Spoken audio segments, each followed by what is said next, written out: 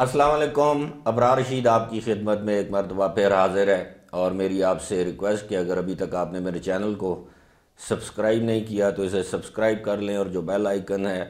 اس کو ضرور پریس کر دیں۔ آپ کا بہت بہت شکریہ، اور سب سے زیادہ شکریہ آپ کی دعاؤں کا، کہ آپ کی دعاؤں کے نتیجے میں اب میری حالت پہلے سے کافی بہتر ہے۔ آپ دیکھ سکتے ہیں کہ ہچکی اب تقریباً ختم ہو چکی ہے، اور امید ہے ایک آدھ دو دن میں مکمل چھٹکارا حاصل ہو جائے گا۔ اس وقت میرے پاس جو خبر ہے وہ بڑی تشویشناک خبر ہے، عالمی حوالے سے بھی، پاکستان کے حوالے سے بھی، یو اے ای کے حوالے سے بھی، اور وہ خبر ہے کووڈ-19 کے حوالے سے۔ اور اس بارے میں برطانیہ کی ایک ماہرین جینیات پروفیسر شیرن پیکاک، جو کہ ہیڈ ہیں یعنی سربراہ ہیں جینیاتی سائنس کی برطانیہ میں، انہوں نے دعویٰ کیا ہے کہ برطانیہ میں اس وقت جو کووڈ-19 کی نئی قسم سامنے آئی ہے، یہ جلد ہی نہ صرف برطانیہ بلکہ پوری دنیا کو اپنی لپیٹ میں لے لے گی،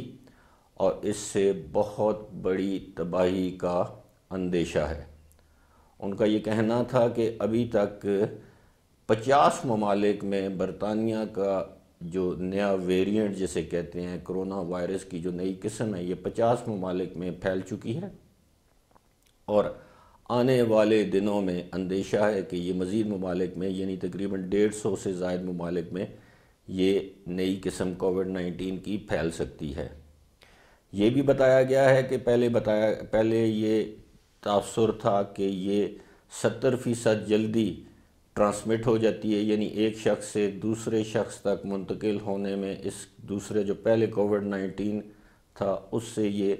70% جلدی منتقل ہوگی، لیکن اب یہ خدشہ بھی ظاہر کیا جا رہا ہے کہ اس سے اموات بھی زیادہ ہوں گی، اور اب یہ بچوں میں ٹرانسمیسیبل یعنی بچوں میں بھی اس کی منتقلی بڑی آسانی سے ہو سکتی ہے، جبکہ ماضی کا جو وائرس تھا اس میں بچوں میں یہ وائرس اتنی آسانی سے منتقل نہیں ہو رہا تھا۔ ساتھ ہی ساتھ اس خدشے کا بھی اظہار کیا گیا ہے کہ عین ممکن ہے یہ جو نئی قسم ہے، جو نیا ویریئنٹ ہے یہ کووڈ-19 کی، یہ جو مختلف جو اس وقت ویکسینز بن رہی ہیں، یہ اس کے مقابلے میں ریزسٹنٹ ہو، یعنی اس ویکسین کا مقابلہ کرنے کی سکت رکھتا ہو۔ اس کی مثال میں ایسے دے سکتا ہوں کہ جیسے اگر ویکسین عام کووڈ-19 پر کارگر ثابت ہو سکتی ہے تو ممکن ہے اس پر یہ کارگر ثابت نہ ہو سکے، اور یہ جو ڈاکٹر شیرن پیکاک، ان کا یہ کہنا ہے کہ یہ جو نئی وبا ہے یہ مہینوں نہیں، ہفتوں نہیں، بلکہ کئی سالوں تک دنیا میں قائم رہ سکتی ہے، یعنی دنیا میں اس کا وجود قائم رہ سکتا ہے، اور اس کے لیے جب تک کوئی ہمہ گیر، ہمہ جہت یعنی کوئی ایک قسم کی ایسی ویکسین تیار نہ کی گئی جس سے اس وائرس کو مکمل طور پر ختم کیا جا سکے، اس وقت تک اس وائرس سے چھٹکارا حاصل کرنا ممکن نہیں ہے۔ اس لحاظ سے اگر دیکھا جائے تو یہ انتہائی تشویشناک بات ہے کہ پہلے ہم سمجھ رہے تھے کہ 2020 تک اس وائرس سے ہماری جان چھوٹ جائے گی، ویکسین آ جائے گی، ویکسین لگنا شروع ہو جائے گی۔ اس کے بعد ہم نے دیکھا کہ سائنسدانوں نے یہ کہنا شروع کر دیا کہ 2021 کے وسط تک یہ ویکسین دنیا بھر میں دستیاب ہوگی تو اس وائرس سے جان چھوٹ جائے گی، لیکن ساتھ ہی ساتھ ہم نے دیکھا کہ وائرس کی نئی اقسام مختلف جگہوں پر سر اٹھانے لگی، خاص طور پر برطانیہ کے علاقے کینٹ، اس کے بعد ساؤتھ افریقہ، پھر جنوبی کوریا اور دیگر ممالک میں اس نے سر اٹھانا شروع کر دیا۔ اب تو صورتحال یہ ہے کہ مشرق وسطیٰ کے تقریباً تمام ممالک میں یہ نیا ویریئنٹ پایا جاتا ہے، جس میں متحدہ عرب امارات، عمان، کویت، بحرین اور قطر، سعودی عرب، یہ تمام ممالک بھی شامل ہیں، اور اب تو پاکستان بھی ان ممالک میں شامل ہے جہاں یہ وائرس کی نئی اقسام جو ہے وہ دریافت ہوئی ہے، اور کراچی اور لاہور کے اندر مختلف لوگوں میں یہ جو نئی قسم ہے اس کے پائے جانے کا انکشاف ہوا ہے۔ اب ایسی صورتحال میں جہاں ایک طرف مختلف قسم کی ویکسینز تیار ہو رہی ہیں، حکومتیں ویکسینز لگوانے پر زور دے رہی ہیں، جن حکومتوں کے پاس ویکسین وافر تعداد میں موجود ہے وہ ویکسین وافر تعداد میں لگوانے کو ترجیح دے رہی ہیں۔ پاکستان جیسا ملک جہاں پر ابھی تک ویکسین اگر اویلیبل ہے تو فرنٹ لائن وارئرز کے لیے ہے، عام لوگوں کے لیے ویکسین بھی نہیں ہے، تو ایسے ممالک کا تو پھر اللہ ہی حافظ ہے۔ ساتھ ہی ساتھ جب یہ کہا جاتا ہے کہ یہ پوری دنیا کو اپنی لپیٹ میں لے لے گا اور یہ وائرس آئندہ چند سال تک جانے والا نہیں ہے، تو اس سے تشویش میں اس لیے بھی اضافہ ہوتا ہے کہ اس وائرس کی تباہ کاریوں کے لیے ابھی تک کوئی مؤثر ویکسین ایجاد کرنا تو دور کی بات، اس کو ایجاد کرنے کے لیے ابتدائی مراحل بھی طے نہیں کیے گئے، جبکہ کچھ ماہرین کا یہ کہنا ہے کہ اس وقت ہمیں ایک ایسی مؤثر ویکسین کی ضرورت ہے جو ایک ویکسین ہو جو مختلف بیماریوں پر کارگر ثابت ہو، چاہے وہ کووڈ-19 ہو، سوائن فلو ہو، H1N1 بیماری ہو، اس طرح کی ایبولا بیماری ہو، کوئی بھی جتنی بھی متعدی بیماریاں جو اس وقت دنیا میں تیزی کے ساتھ پھیل رہی ہیں اور جو جان لیوا بیماریاں ہیں، جو کووڈ-19 ابھی یہ بتایا جا رہا ہے کہ اگر نئی اقسام جو دنیا میں تیزی سے پھیل رہی ہیں اگر ان کو بر وقت کنٹرول نہ کیا گیا تو یہ جو حالات ہیں، جو واقعات ہیں، یہ زیادہ تیزی کے ساتھ خراب ہوں گے اور لوگ کووڈ-19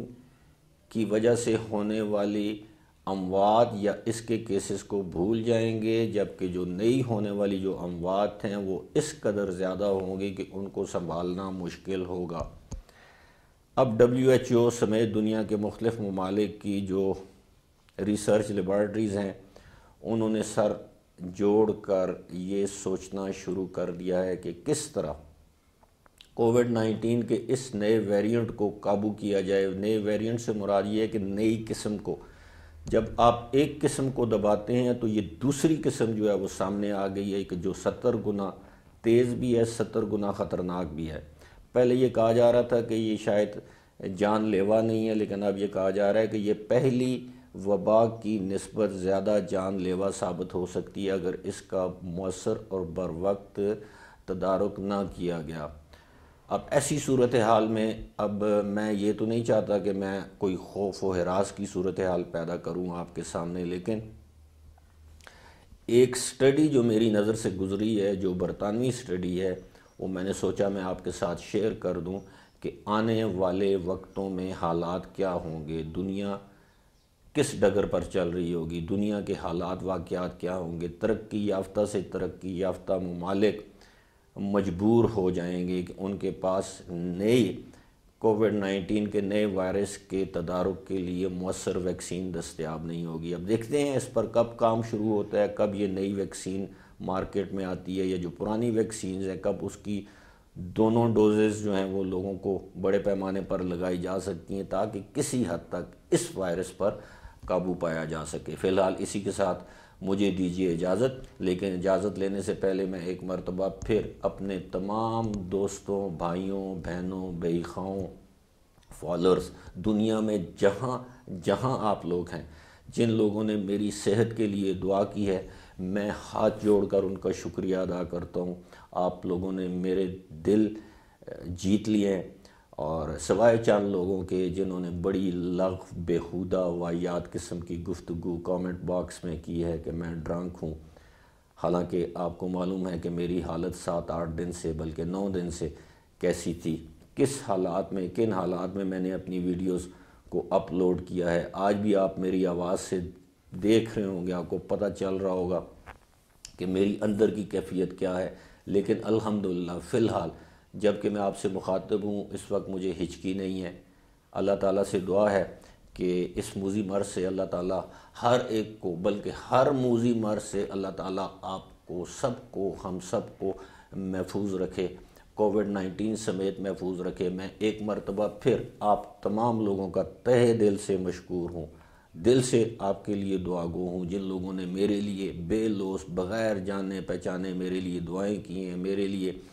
ڈاکٹرز کی اپوائنٹمنٹس لی ہیں، مجھے ڈاکٹرز کے نمبرز دیے ہیں، مجھے مختلف ادویات تجویز کی ہیں، مجھے مختلف علاج بتائے ہیں، مجھے مختلف ٹوٹکے بتائے ہیں، مجھے مختلف طریقے بتائے ہیں ہچکی سے جان چھڑانے کے لیے، میں سب کا دل سے مشکور ہوں۔ نہ ہی میں بلکہ میرے پورے اہل خانہ آپ کے مشکور ہیں، آپ کے لیے دعا گو ہیں۔ اللہ تعالیٰ آپ کو خوش رکھے، اس کا اجر دے۔ مجھے دیجیے اجازت، خدا حافظ۔